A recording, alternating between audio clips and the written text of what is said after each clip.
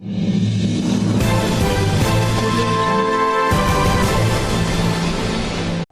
को साधुवाद, बहुत अच्छे से इन्होंने कार्य समिति की। हमारे लगभग हर 3 महीने के बाद प्रदेश कार्य समिति रहती है, उसके बाद जिला की कार्य समिति, मंडल की कार्य समिति। हमारी पार्टी का एक सिस्टम है, उसी के तहत ये प्रदेश कार्य समिति हुई है। उसके बाद जिला की कार्य समिति होगी, मंडलों की कार्य समितियाँ होंगी। समय समय पर हमारी जो प्रदेश की पूरी महिला मोर्चा की टीम है, उसमें मंडल अध्यक्षाएँ, जिला अध्यक्षाएँ, प्रदेश कार्य समिति के सदस्य, पदाधिकारी, पूरी टीम को हम लोग विभिन्न विषयों में लेकर हर समय के साथ, परिस्थितियों के साथ जब भी कोई विषय होता है, हम उन विषयों को लेकर उनके बारे में उनको अवेयर करते हैं, जागरूक करते हैं और विभिन्न विषयों पर हम चर्चा करते हैं। सरकार ने चाहे केंद्र सरकार हो, प्रदेश सरकार हो, कौन कौन सी योजनाएं चलाई हैं, कार्यक्रम, नीतियाँ, निर्णय क्या क्या किए हैं महिलाओं को लेकर, उसके बारे में हम लोग विस्तृत चर्चा इन कार्य समितियों में करते हैं। और जब यहाँ हम लोग चर्चा कर लेते हैं, उसके बाद वो जिला स्तर पर जिला की टीम के साथ चर्चा होती है, फिर हमारी पदाधिकारियों की, और वहाँ से हम प्रदेश की टीम में उस चर्चा को लेकर जाते हैं।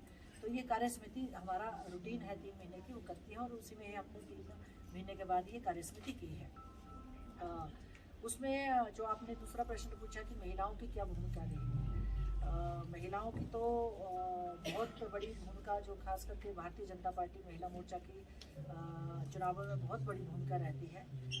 सरकार की योजना कार्यक्रमों को लेके वो ग्रास रूट तक जाती हैं, घर के चूल्हे तक जाती हैं, और इस बार भी वो अपनी भूमिका को लेकर जाएगी। जो भी हमारी सरकार ने, चाहे केंद्र सरकार ने, राज्य सरकार ने जो भी काम किए हैं, उन कामों को लेकर हम जनता के बीच में जाएंगे। आप अकाउंट चेक कर रहा था, आप विभिन्न विषयों के ऊपर जो है अपनी प्रतिक्रियाएं देते हैं निरंतर।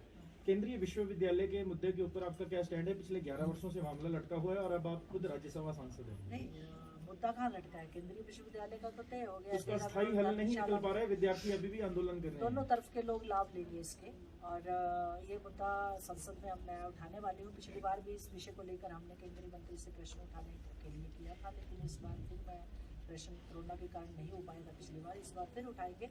लेकिन इस समस्या का हल भारतीय जनता पार्टी ने किया है, और लगभग वहाँ फैकल्टी तो शुरू हो गई है। स्नेह के साथ धर्मशाला और देहरा दोनों जगह पे केंद्रीय विश्वविद्यालय की क्लासेस बैठ। चुनाव में हार जो है बहुत बड़ा इशू है इस समय, और मंडी जो संसदीय क्षेत्र है वहाँ पर हार हुई है। आपकी किन्नौर, लाहौल स्पीति और कुल्लू की जो आपकी मोर्चा पदाधिकारी हैं, उनकी परफॉर्मेंस ठीक नहीं रही है, ये बात भी शायद आई है इस मीटिंग में। तो कोई एक्शन, जहाँ तक कोर्ट का ही का मुद्दा है, देखिए एक चीज़ है, हमारी पार्टी ने एक तय किया है कि हम परिवारवाद को बढ़ावा नहीं देंगे। उसका कई बहुत जगह नुकसान भी हुआ हम लोगों को, यही हुआ केंद्र में वो जगह भी किया। तो हम लोगों ने परिवारवाद, क्योंकि हमारा हमेशा विरोध रहा है पार्टी का कि परिवारवाद को बढ़ावा नहीं देना है, परिवारवाद को हम खत्म करेंगे। हम लोग उस चीज़ पे चले हैं, सिद्धांतों में चले हैं, सिर्फ भाषणों में नहीं है, सिद्धांतों में चले हैं। तो परिवारवाद के कारण वहाँ हमने टिकट काटा था।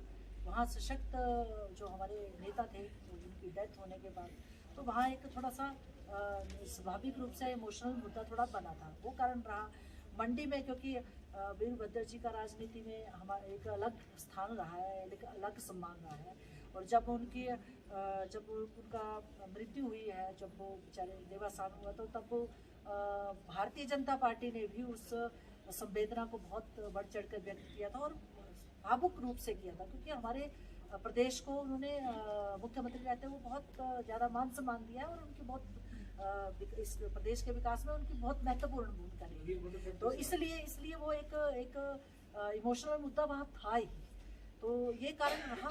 और एक दो जगह जो हुआ, कई कारण हो जाते हैं, वहाँ पे परिस्थितियाँ कुछ थी, लेकिन उसका मायने कांग्रेस ये बिल्कुल ना लगाए कि हम लोग 2022 के चुनाव को वो लोग जीत जाएंगे। हम 2022 में पुनः सत्ता में आ रहे हैं। 2022 में मुख्यमंत्री जयराम जी के नेतृत्व में पुनः सरकार बनने वाली है, और हम लोग मुख्यमंत्री जी ने भी अपनी जब प्रेस वार्ता हुई है, तो उन्होंने इस चीज़ को स्वीकार किया है कि कोई कारण रहा होगा, कोई चीज़ें रही होंगी, हम लोग जनता के बीच में वो चीज़ें नहीं पहुंचा सके जो हमने विकास, इतना ज़्यादा विकास हमारे, चाहे केंद्र सरकार को ले लो, प्रदेश सरकार को ले लो, हमने इतना ज़्यादा विकास प्रदेश को लेकर किया है। शायद हम लोग उन चीज़ों को जितनी ग्रास रूट पे हम लोग घर घर पहुँचानी चाहिए थी, उतने उससे नहीं जा पाए। दूसरी तरफ कांग्रेस पार्टी का तो हमेशा ही रहा है कि झूठ बोलो राज करो, तो उन्होंने उस चीज़ को बनाया है, तो उस चीज़ का थोड़ा सा हम लोगों को मोर्चा के जो अध्यक्ष हैं ना, जिनकी प्रश्न ठीक बताया कि जीडीपी की, जी लेकिन आप क्योंकि अब तो आप महिला का मुद्दा उठा रहे हैं, तो मुझे खुशी हो रही है सबसे पहले कि यहाँ इतनी यंग यंग लड़की है, तो महिलाओं का सशक्तिकरण तो हो ही रहा है। लेकिन साथ में जब जीडीपी का मुद्दा आपने उठाया, तो मुझे बताइए, ये परिस्थिति अगर एक नेता के रूप में आप होती तो क्या इस परिस्थिति से आपको दो चार होना नहीं पड़ती? लेकिन प्रश्न जीडीपी के उठाने का नहीं, वो तो उठ ही रही है। जो एक ऐसा परिस्थिति हम लोगों को, जिसकी हमने ऐसी भयानक त्रास दिया है जिसका किसी ने सोचा नहीं था, तो उस टाइम क्या परिस्थिति, लेकिन आपको क्या लगता नहीं है? मैं आपके पत्रकार बंधुओं से पूछती हूँ, आप हमसे प्रश्न, मैं आपसे प्रश्न पूछती हूँ कि आपको नहीं लगता है कि जिस तरीके से देश के प्रधानमंत्री जी ने बड़ी बड़ी विश्व की शक्तियाँ, अमेरिका जैसे देश, इंग्लैंड जैसे देश, फ्रांस, जर्मनी जैसे, जिनकी जीडीपी को क्या ले लो, अर्थव्यवस्था जिस तरीके से तहस नहस हुई, और जिस तरीके से हमारे देश के प्रधानमंत्री जी ने अपने देश को बचा के जिस तरीके से अर्थव्यवस्था को पुनः पटरी पे लाया, क्या वो उनको साधुवाद देने का कारण नहीं है? मुझे लगता है कि जो परिस्थितियां आई थी उसमें के साथ साथ मुझे लगता है कि फिर हम ग्रोथ की तरफ जाएंगे और हमारी जीडीपी भी बढ़ेगी। मैम, प्रधानमंत्री का जिक्र आया, आप वर्ष 1998 में जब प्रधानमंत्री यहाँ के प्रभारी हुआ करते थे, आप उनकी टीम में काम कर चुकी हैं, वर्तमान में आप राज्यसभा सांसद भी हैं। तो ये एक ऐसा काम जो आप अपने जहन में लेकर चली हैं कि आप व्यक्तिगत तौर पर जो है वो बड़ा काम करने वाली क्या है? प्रधानमंत्री जी ने हमने सीखा है कि हमें राजनीति में चाहे कितने ऊंचे पद पर रहे, लेकिन हमें अपना धरातल नहीं भूलना चाहिए। हमें अपने देश के लिए, अपने समाज के लिए निरंतर काम करना है, काम करना है, काम करना है। और वही एक मंत्र मैंने जिंदगी में उनसे लिया है। मैं निरंतर काम करती हूँ। अभी मैं सरकार में भी हूँ, मैं मतलब राज्यसभा की सांसद हूँ, लेकिन संगठन में भी काम कर रही हूँ। तो मैंने जो संगठन के रूप में जो जिम्मेदारियाँ उसको भी निभा रही हूँ, सरकार के रूप में भी मैं राज्यसभा के सांसद के रूप में मेरी जो भी जिम्मेदारी होंगी, जो भी मुद्दे केंद्र में उठाने के होंगे, तो उनको मैं बड़े जोर शोर से उठाऊंगी, प्रदेश के हित के जो भी मुद्दे। मैम, विजन और कोई एक काम? विजन, मेरा विजन जो है, क्योंकि विजन तो सरकार के साथ साथ हम तो मुद्दे उठा सकते हैं राज्यसभा में। सांसद के रूप में मैं अपने सांसद निधि से जो भी प्रदेश के विकास के लिए मेरी तरफ से सहयोग होगा उसको कर सकती हूँ। लेकिन मेरा अगर विजन है हिमाचल के लिए, तो मैं चाहती हूँ कि तो हिमाचल के रोड्स की स्थिति अच्छी हो, और साथ में यहाँ एयरबेस जो मुद्दा हमारे प्रदेश के मुख्यमंत्री जी बार बार उठा रहे हैं कि एयरबेस सुदृढ़ होने चाहिए हमारे। और सबसे बड़ी बात है, क्योंकि दोनों अगर सुदृढ़ होंगे तो मुझे लगता है टूरिज्म हमारी बैकबोन है, टूरिज्म को बढ़ावा देने के लिए मैं बहुत काम करूँगी।